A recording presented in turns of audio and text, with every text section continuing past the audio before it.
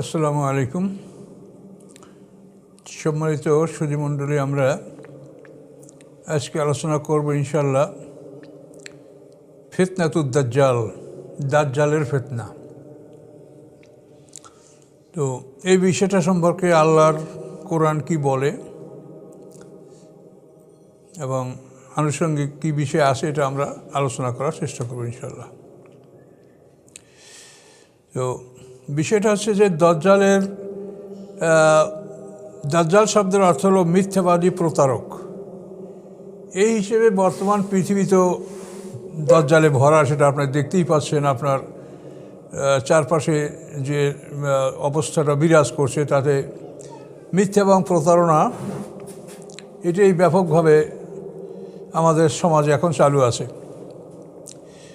তো দাজ্জালের বিষয়টা, যে দাজ্জাল মানে এক চোখ কানা ডান চোখ কানা দাজ্জালের আবির্ভাব ঘটবে কিয়ামতের পূর্বক্ষণে, এবং এই দাজ্জালকে হযরত ঈসা আলাইহিস সালাম লুদ্দের দরজায় হত্যা করবেন। এই দাজ্জাল সম্পর্কে কোরআনে কিছু বলা নাই। তো কোরআনে বলা নাই, হাদিসে আছে, এবং পৃথিবীর অধিকাংশ মানুষ এই দাজ্জাল সম্পর্কে একটা বিশ্বাস রাখে। তো হাদিস দ্বারা কোনো জিনিসের নিশ্চিত জ্ঞান অর্জন হয় না, এটা ইলমে জন মানে ধারণা সূচক জ্ঞান অর্জন হয় যে দাজ্জাল থাকতে পারে। তো এখন দাজ্জালের বিষয়টা হচ্ছে যে আমাদের সমাজে এই দাজ্জাল এতই ভয়ঙ্কর বলে মনে হয় যে সমস্ত মানুষ এই নাম শুনলে ভীত, এবং দাজ্জাল কখন আসবে, কি দোয়া পড়লে দাজ্জালকে ঠেকানো যাবে, এইসব চিন্তাভাবনা নিয়ে আমরা আছি সমাজে। তো এই দাজ্জালের বিষয়টা যদি এতই গুরুত্বপূর্ণ হতো, তাহলে আল্লাহ আমাদের অভিভাবক, তিনি আমাদের গার্ডিয়ান, তিনি ওলি আমাদের, যেটা কোরআনেই বলা আছে আল্লাহ ওলিউল্লাযীনা আমানু, আল্লাহ মোমেনদের অভিভাবক। তো এই দাজ্জাল যদি আমাদের এতই ক্ষতিকর হয়, তাহলে অবশ্যই আল্লাহ সেটা কোরআনে বলবেন, কিন্তু কোরআনে আল্লাহ বলেন নাই। কিন্তু কোরআনে সবচাইতে ক্ষতিকর যে আমাদের জন্য, তার কথা কিন্তু আল্লাহ বলেছেন। কোরআনে শয়তানের কথা আল্লাহ বলেছেন, ইবলিস শয়তান। তো এই শয়তানের নামটা, এই শব্দটা, শয়তান শব্দটা কোরআনে 68 বার আসছে, 68 বার। আর শায়াতিন বহু বচন হিসাবে আসে এই শয়তানের নামটা 17 বার। আর শয়তান যে দুশ্মন, এই দুশ্মন শব্দটা আদবুন, এই শব্দটা কোরআনে আসে 25 বার।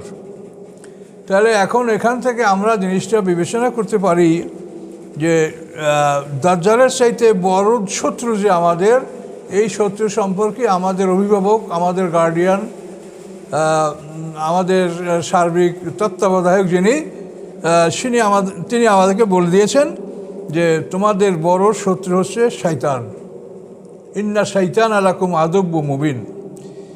এবং এই শয়তান সম্পর্কে আল্লাহ তাআলা যে আমাদেরকে কঠিনভাবে সতর্ক করেছেন। দেখেন, ইবলিস সম্পর্কে আল্লাহ কোরআনে যেটা বলেছেন, আউযু বিল্লাহি মিনাশ শাইতানির রাজিম, সূরা হিজরের 39 নম্বর আয়াত, ক্বালা ফাবিমা আগওয়াইতানি লা উযায়্যিনান্না লাহুম ফিল আরদি ওয়া লা উগওয়িয়ান্নাহুম আজমাইন ইল্লা ইবাদাকা মিনহুমুল মুখলাসিন। সূরা হিজর, এই হিজর সূরার 39 নম্বর আয়াতে আল্লাহ তাআলা শয়তানের একটি উক্তি এখানে আল্লাহ তুলে ধরেছেন। শয়তান বলেছে, ফাবিমা আগওয়াইতানি, হে আল্লাহ, যে কারণে আপনি আমাকে বিপদগামী করেছেন, লা উযায়্যিনান্না লাহুম ফিল আরদ, আমি পৃথিবীতে, আমি তাদের জন্য পৃথিবীর সব কিছু এমনভাবে শোভন করে রাখবো যে তারা পৃথিবীর দিকে আকৃষ্ট থাকবে, সবসময় তারা পৃথিবী নিয়ে মত্ত থাকবে। আল্লাহ উগওয়িয়ান্নাহুম আজমাইন, এবং তাদের সবাইকে আমি বিপদগামী করব।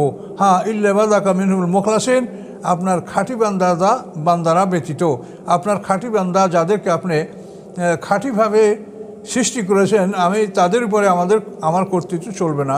এই মুখলাস বান্দা, মুখলাস আর মুখলেস অর্থাৎ নবী রাসূল পয়গম্বর যারা, তারা হচ্ছেন মুখলাস, অর্থাৎ সৃষ্টিগতভাবেই তাদেরকে পরিশুদ্ধ করে আল্লাহ সৃষ্টি করেছেন। আর আমরা যারা চেষ্টা করে ভালো হয়, তারা হলাম মুখলেস, চেষ্টা করে আমরা ভালো হওয়ার যে একটা মেহনত করছি, এই জন্য আমরা মুখলেস। আর ওরা হচ্ছেন মুখলাস, মানে সৃষ্টিগতভাবেই তারা পরিশুদ্ধ, বিশুদ্ধ। তাহলে এখন এই যে শয়তানের চ্যালেঞ্জ, আচ্ছা সূরায়ে সোয়াদের 82-83 নম্বর আয়াতে শয়তান সম্পর্কে আল্লাহ কী বলেছেন? কলা, শয়তান বল ফাবে ইজ্জাতেকা, হে আল্লাহ আপনার সম্মানের কসম, লাউগবিয়ান্না মাজমাইন, আমি তাদের সবাইকে বিপদগামী করব। কিন্তু ওখানে ওটা বলা আছে ইল্লা ইবাদাকা মিনহুল মুখলাসিন, আপনার খাঁটি বান্দাদের ছাড়া আমি আর সবাইকে বিপদগামী করব। তারপরে সূরা আরাফে আছে 16 নম্বর আয়াতে কলা ফাবেমা আগওয়াইতানি, যে কারণে আপনি আমাকে বিপদগামী করেছেন, লাকুদান্না লাহুম সিরাতাল মুস্তাকিম, আমি অবশ্যই সিরাতাল মুস্তাকিম রাস্তায় বসে থাকব এবং তাদেরকে আমি সামনের থেকে, পিছন থেকে, ডান দিক থেকে, বাম দিক থেকে আক্রমণ করব, ফলে তাদের অধিকাংশকেই আপনি পাবেন অকৃতজ্ঞ। এই শয়তানের এই সমস্ত চ্যালেঞ্জগুলি কোরআনে আল্লাহ তুলে দিয়েছেন।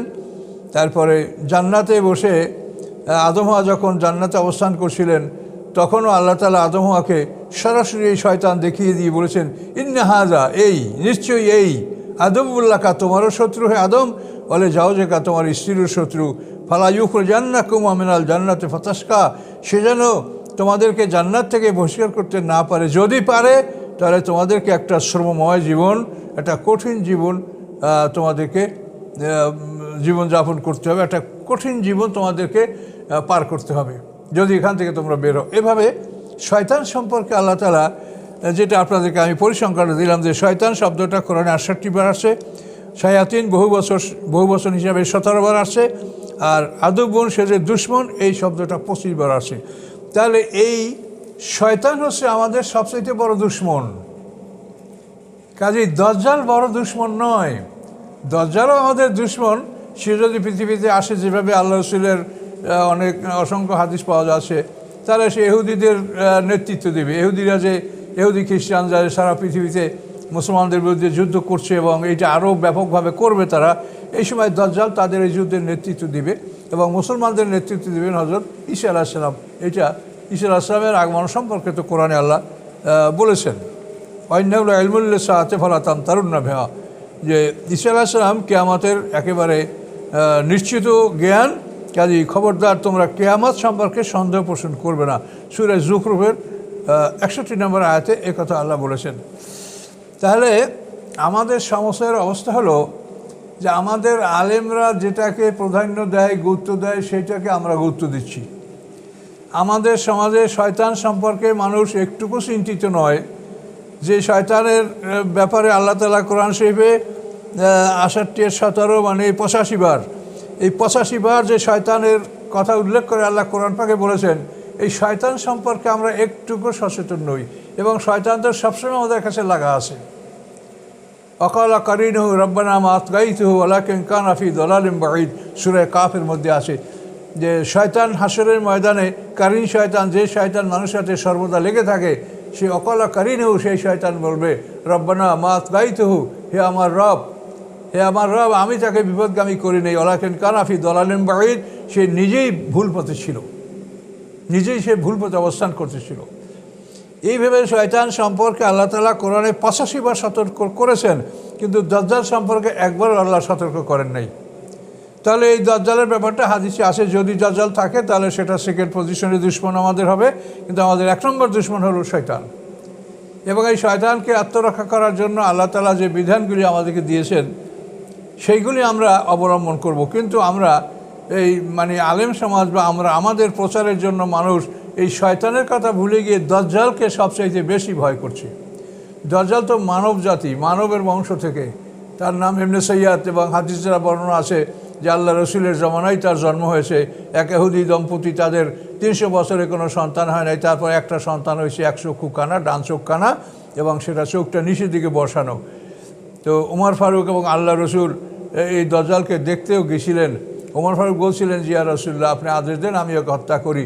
তখন আল্লাহ রসুল বলছেন যে যদি সত্যিই দাজ্জাল হয় তোকে হত্যা করবে হযরত ঈসা আলাইহিস সালাম। তো এই দাজ্জাল সম্পর্কে অনেক বিবরণ হাদিসে আছে, এবং বিশেষ করে আমাদের ওলামায়ে কেরাম এই ব্যাপারে মানুষকে সতর্ক করার ফলে তারা শয়তানের চাইতে দাজ্জালকেই বড় শত্রু মনে করে, এবং শয়তানের কথা তারা একবারেই স্মরণ করে না, যে শয়তানের ব্যাপারে আল্লাহ তাআলা কোরআনে 85 বার তাদেরকে সতর্ক করেছেন। তো এগুলি আপনাদেরকে আমি কোরআন থেকে স্মরণ করিয়ে দিচ্ছি যে আপনি ওই দাজ্জাল সম্পর্কে যত না দুশ্চিন্তা করেন, তার সাথে বড় দুশ্চিন্তার বিষয় হলো শয়তান, যে সব সময় আমাদের সাথে লেগে আসে। ওমাই ইয়াশু আন যিকরির রহমানি নুকাইয়িদ লাহু শাইতানান ফাহুয়া লাহু কারিন, যে আল্লাহর ইবাদত থেকে বিরত থাকে, রহমানের স্মরণ থেকে, জিকির শব্দ তো কোরআন, আল্লাহকে স্মরণ করা, এর থেকে যে বিরত থাকে, আল্লাহ বলেন আমি তার জন্য একটি শয়তান নির্ধারিত করে দেই, সে শয়তান তার বন্ধু হয়। তাহলে এই শয়তান থেকে আত্মরক্ষা করার জন্য আল্লাহ আমাদের কোরআনে দোয়া শিখিয়ে দিয়েছেন। তিনি বলেছেন ওয়াইম্মা ইয়ানজাগান্নাকা মিনাশ শাইতানিন নাজগুন ফাস্তাইজ বিল্লাহি মিনাশ শাইতানির রাজিম। তিনি বলেছেন যে হে রাসূল, শয়তান যদি আপনাকে কুমন্ত্রণা দেয় তাহলে আপনি অভিশপ্ত শয়তান থেকে আল্লাহর আশ্রয় কামনা করুন। ওয়াইম্মা ইয়ানজাগান্নাকা মিনাশ শাইতানিন নাজগুন, মানে শয়তানের অসোয়াশা, খোসা। এই শয়তান যদি খোসা মারে তাহলে আপনি যদি অনুভব করেন যে আমাকে শয়তানে আক্রমণ করছে বা কুমন্ত্রণা দিচ্ছে, আপনি আল্লাহর কাছে আপনি আশ্রয় কামনা করেন। ফাস্তাইজ বিল্লাহি মিনাশ শাইতানির রাজিম। এবং এভাবে আল্লাহ দোয়া শিখিয়ে দিয়েছেন রব্বি আউযু বিকা মিন হামাযাতিশ শায়াতিন ওয়া আউযু বিকা রব্বি আন ইয়াহদুরুন। সূরা ফালাক নাস শিখিয়ে দিয়েছেন আমাদের জন্য আল্লাহ, কোরআন আয়াত, সেগুলি পড়লেও আমরা শয়তান থেকে নিরাপদ থাকতে পারবো। কাজে আমাদের প্রধান শত্রু হচ্ছে ইবলিস, শয়তান। তো এখন দাজ্জাল যদি থাকতে পারে, পৃথিবীর অধিকাংশ মানুষ দাজ্জাল সম্পর্কে বিশ্বাস করে, তাহলে দাজ্জাল আমাদের এমন শত্রু না যে শয়তানের চাইতে বড় শত্রু হচ্ছে শয়তান। যে শয়তান থেকে আমাদের আত্মরক্ষা করার জন্য চিন্তা করতে হবে। এবং এই ব্যাপারে আল্লাহ তাআলা যে পদ্ধতিগুলো আমাদেরকে বলেছেন, বিশেষ করে সার্বক্ষণিক এবং আল্লাহর স্মরণে মানুষকে মগ্ন থাকতে বলেছেন। জিকির শব্দটা কোরআন শরীফে বহুবার আসে। তো এই জিকির মানে কোরআন, জিকির মানে আল্লাহকে স্মরণ করা, বিভিন্ন সময় বিভিন্ন জায়গায় বিভিন্ন এটা অর্থে ব্যবহার করা হয়েছে। কিন্তু আমি আপনাদেরকে অনুরোধ করব যে আমাদের সমাজে যে প্রথা, সেই হিসেবে আমরা এই আলেম সমাজ, আমরা যে জিনিসটাকে খুব ব্যাপকভাবে প্রচার করি, মানুষরা সেইটাকে গুরুত্ব দেয়। এই রমজান মাসে কয়েকদিন আগে আমার কাছে এক লোক এসে অভিযোগ করছেন যে হুজুর, তারাবির ফজিলত বয়ান এমনভাবে করা হয়েছে যে এখন লোকেরা ফরজ নামাজ পড়তে আসে না, তারাবির সময় আসে। এখন দেখেন তো, তারাবির ফজিলত তো আছেই, কিন্তু সেই জন্য সেই ফজিলত মানে এমন হবে যে এখন ফরজ নামাজ বাদ দিয়ে তারাবি পড়বেন আপনি। এগুলি হচ্ছে, আমরা প্রত্যেকটা জিনিসের একটা লেভেল আছে। এই জন্য আল্লাহ কোরআন পাকে বলেছেন কুল ইয়া আহলাল কিতাব লা তাগলু ফি দীনিকুম, আপনি বলুন আহলে কিতাব, দিনের ব্যাপারে তোমরা বাড়াবাড়ি করিও না। তোমরা একটা ছোটো জিনিসকে এত বড় করে প্রচার করছো যাতে সেইটাকে মানুষ গুরুত্ব দিচ্ছে। আজকে দেখেন সারা পৃথিবীতে দাজ্জালের ভয়তে সমস্ত মানুষ ভীত, কিন্তু তার সাথে শত শত গুণ মহাশত্রু যে শয়তান সবসময় তার পিছনে লেগে আছে এবং আল্লাহ যার সম্পর্কে সতর্ক করছে, সে ব্যাপারে মানুষরা ওই রকম ততটা সতর্ক নয়। এটা তো আপনার বাস্তবে দেখতেই পাচ্ছেন। কাজে এই জন্য এই দাজ্জালের ফিতনা, দাজ্জাল কীভাবে এই কাজগুলি সম্পন্ন করবে এবং যদি সে আসে, এবং এখনও পৃথিবীতে যারা দাজ্জালের পক্ষে আছে বা শয়তানের পক্ষে আছে, তারা কিভাবে এই শয়তানের রাজত্ব প্রতিষ্ঠিত রাখে, এ ব্যাপারে কোরআনের দুই একটি আয়াত তুলে আপনাদেরকে আমি বলছি ইনশাল্লাহ। আউযু বিল্লাহি মিনাশ শাইতানির রাজিম। ওয়া ইয়াওমা হাশুরহুম জামিয়া, এবং যেদিন আল্লাহ তাদের সবাইকে একত্রিত করবেন, আল্লাহ বলবেন ইয়া মাশাল জিন্নে কদ ইসতাকসারতুম মিনাল ইনস, হে জিন জাতি, তোমরা অধিকাংশ মানুষ, বহু মানুষকে তোমরা তোমাদের দলগত করে নিয়েছো, তোমাদের অনুগত করে নিয়েছো। এটা আল্লাহ তাআলা হাশরের ময়দানে জিনদেরকে বলবেন। এই কথা শোনার পরে অকল আউলিয়া মিনাল ইনসে, তখন মানুষ বন্ধুরা, অর্থাৎ ওই জিন জাতির যারা মানুষ বন্ধু, শয়তান তো একজোড়া, মিনাল জিন্নাতি ওয়ান নাস, জিন শয়তান মানুষ শয়তান। এখানে আল্লাহ অকল আউলিয়া মিনাল ইনসে, অর্থাৎ ওই জিনদের যারা মানুষ বন্ধু, তারা সেই মানুষরা বলবে রব্বানা, হে আমাদের রব, ইসতামতা বা'যুনা বিবা'য, আমরা একে অপরের মাধ্যমে আমরা উপকৃত হয়েছি। বালাগানাল আজালা জাজ্জালতা লানা, এবং আমাদের জন্য যে আপনি সময়টা নির্ধারিত করে দিয়েছিলেন, সেই সময়ের শেষ সীমানায় আমরা উপনীত হয়েছি। এ কথার অর্থ হলো যে আমাদের জন্য যে হায়াত, যে সময়টা ছিল, এই সময়ের মধ্যেই আমাদেরকে আল্লাহর পথে ফিরে আসা, তওবা করা, এটার সুযোগ ছিল, কিন্তু আমরা সেই সময়টা সম্পূর্ণ শেষ করে দিয়েছি। এখন আমাদের হাতে ওই সময় নাই যে আমরা আল্লাহর কাছে ক্ষমা চাবো বা ফিরে আসবো বা তওবা করব, এই সময়টা আমাদের নাই। এই কথা এখানে বলা হয়েছে যে আমরা আমাদের সময়টা সমাপ্ত করেছি, যে সময়টা আপনি আমাদের নির্ধারিত করে দিয়েছিলেন। এভাবে তারা বলবে, কল আন্নার মাসওয়াকুম, আল্লাহ তখন বলবেন যে আগুন তোমাদের ঠিকানা, খালিদিনা ফিহা, তোমরা সে আগুনের মধ্যেই থাকো, ইল্লা মাশা আল্লাহ, ওই সময় ব্যতীত, এছাড়াও যা আল্লাহ যদি কিছু চান। এই যে আয়াত, এখানে আমরা কি দেখতে পেলাম যে মানুষ এবং জিন এরা দুই দল মিলে পৃথিবীতে এই মানুষকে গোমরাহ করা, বিপদগামী করা, তাদেরকে মুশরিক বানানো, এই কাজে তারা লিপ্ত আছে। তো এখানে দুই দল, যে জিন এবং ইনসান, এরা মিলে যে এই সমস্ত কাজগুলো করছে, এবং তারা এখানে কি বলল, রব্বানা ইসতামতা বা'যুনা বিবা'য, হে আমাদের রব, আমরা একে অপরের মাধ্যমে উপকৃত হয়েছি। তো এইটা কীভাবে হয়? এইটা হয় যে এমন কিছু কর্মকাণ্ড এই জিনেরা সৃষ্টি করে এবং জিনেদের মানুষ বন্ধুরা তার মধ্যে উপকৃত হয়। তার দৃষ্টান্ত আপনাদেরকে আমি দিচ্ছি, আমার নিজের জীবনের ঘটনা। আমি আমাদের হোম ডিস্ট্রিক্টে পিরোজপুরে একটা জায়গায় তাফসিরে গেছি। তো সেখানে গিয়ে দেখি যে সেখানে তাফসির প্রাঙ্গণের কিনারায় খুব বড় একটা মাজার। তা আমি বললাম, ভাই মাজার কার, কে আছে এখানে? তো ওনারা বললেন যে এটা আজিম ফরাজির মাজার। তো আমি বললাম যে আজিম ফরাজি উনি কীরকম লোক ছিলেন? ওরা খুব কামেল ওলি ছিলেন। বলে কীরকম? যে ওনার সম্পর্কে জিজ্ঞাসা করলাম যে ওনার আমল আখলাক কীরকম ছিল, যে উনি কি শরিয়াত পালন করতেন না অন্যরকম কিছু। তো ওরা বললো যে না, শরিয়াত পালন উনি করতেন না, উনি উলঙ্গ থাকতেন, কিন্তু উনি কামেল লোক ছিলেন। তো শরিয়াত পালন করতেন না, উলঙ্গ, কামেল লোক কীভাবে হলো? তখন ওনারা বলেন যে হুজুর, উনি যখন হজের মৌসুম আসে, হজের মাস, তখন ওই আরাফাতের একদিন আগে উনি ঘরের দরজা বন্ধ করে ঢোকেন ঘরের মধ্যে, এবং হজের পরে উনি বের হন, এবং এই সময়ের মধ্যে তিনি মক্কা গিয়ে হজ করে চলে আসেন। বাপরে বাপ, এত বড় বিষয় কীরকম?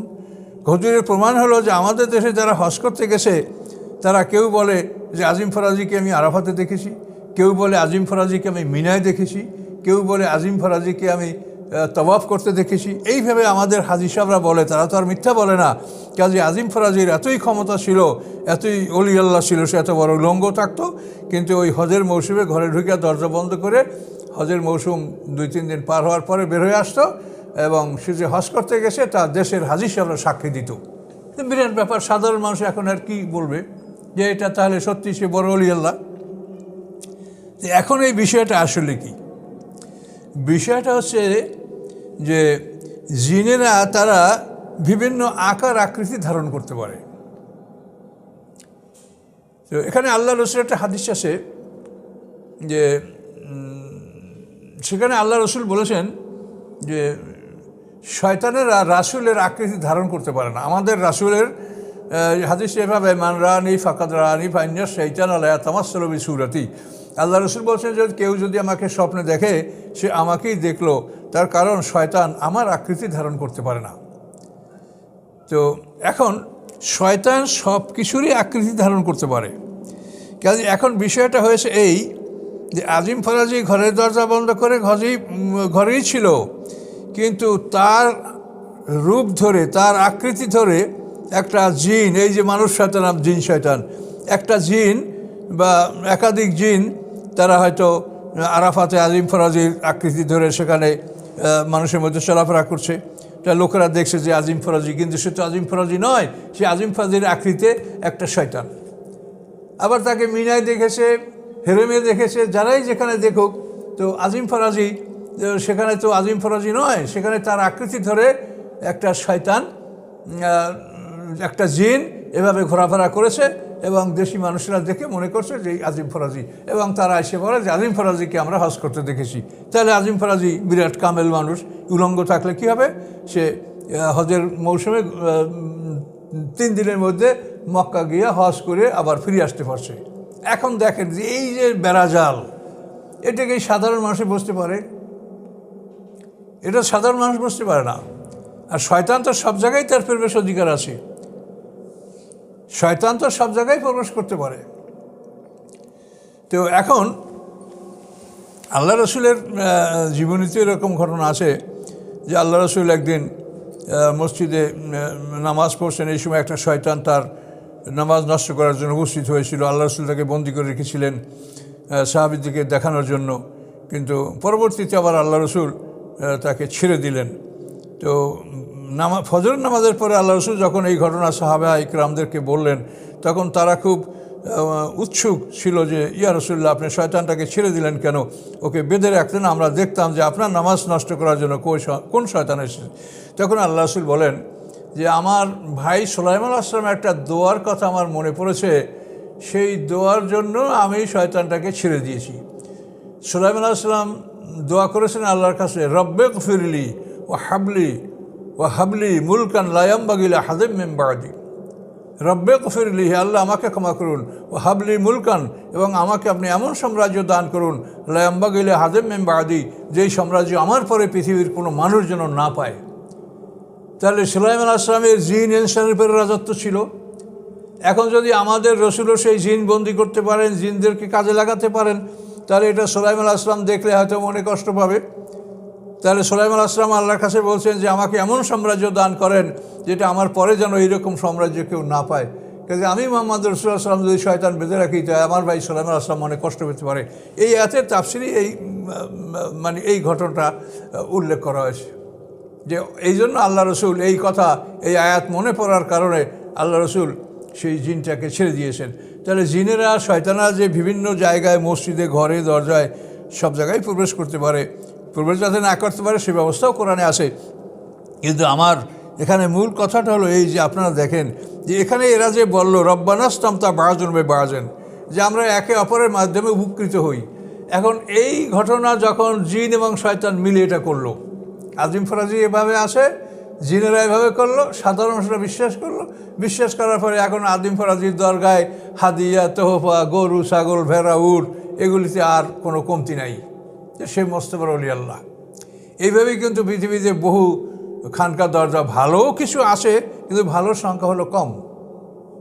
কোরআন পাকে এটা বলেছেন, কাসীরুম মিনহুম ফাসিকুন, যারা রুহবানিয়াত ইখতিয়ার করেছে, রুহবানিয়াত অবলম্বন যারা করেছে, তাদের সম্পর্কে কোরআনের ফয়সালা হলো কাসীরুম মিনহুম ফাসিকুন। রুহবানিয়াতা নিবতাদাউহা মা কাতাবনা আলাইহিম ফামা রাউহা হাক্কা রিয়াযাহা ফাআতাইল্লাযিনা আমানু মিনহুম আজরাহুম ওয়া কাসীরুম মিনহুম ফাসিকুন। এই রুহবানিয়াত বা সন্ন্যাসবাদ যারা ইখতিয়ার করেছে, অবলম্বন করেছে, তাদের সম্পর্কে আল্লাহ বলছেন যে তাদের অধিকাংশই ফাসেক। তাহলে এই সমস্ত পীরের দরবারের মধ্যে কোনো কোনো দরবার ভালো থাকতে পারে, সংখ্যায় খুব কম। কিন্তু এখানে আমরা যেটা বলতে চাচ্ছি সেটা হলো এই যে জিন এবং মানুষ, দুই দল মিলে মানুষকে প্রতারণা করে। তো এই দাজ্জালের প্রতারণাটা ঠিক এভাবেই হবে। আজিম ফরাজি ঘরের দরজা বন্ধ করে আসে, তার আকৃতির শয়তান কাবা ঘরের মক্কা অঞ্চলে, হজের অঞ্চলে ঘোরাফেরা করছে, মানুষরা বলে আজিম ফরাজিকে দেখেছি। তো এইভাবেই কিন্তু দাজ্জালের কারবার, যে দাজ্জাল আসার কথা যে আমরা হাদিসে পাই, কাজে দাজ্জালের বিষয়টাও কিন্তু এভাবেই। দাজ্জাল কী করবে, যদি তার আবির্ভাব বিভাবের যে সমস্ত বর্ণনা আসে, যে কবর থেকে একটা মানুষকে জীবিত করবে, সে বলবে যদি আমি তোমার এই কবরে কে আছে বলো, তোমার ভাই, বাবা, মা কে আছে, আমি যদি তাকে জীবিত করে দেখাতে পারি, তা তুমি আমাকে মানবে না? তো মানুষ বলবে অবশ্যই মানবো, আপনি কবর থেকে জীবিত করতে যদি পারেন তো মানবো না কেন? তখন ও বলবে কুম্বিজনি, এই কবরে কে আসো, আমার হুকুমে দাঁড়াও।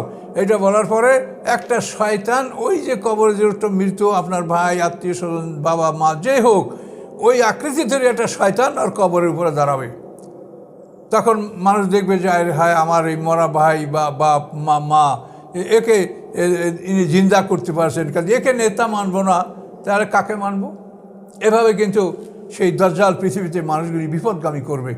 এখন এই দাজ্জালের কাণ্ড, ওই দাজ্জাল যদি আসে, ওই দাজ্জাল সম্পর্কে হাদিসে বিবরণগুলি যা আসে, এবং এই দাজ্জাল সম্পর্কে যে কোরআনে যেটা বলা আছে, তাহলে দেখা যায় এই উভয় দাজ্জালই একইভাবে মানুষকে তারা বিপদগামী করবে।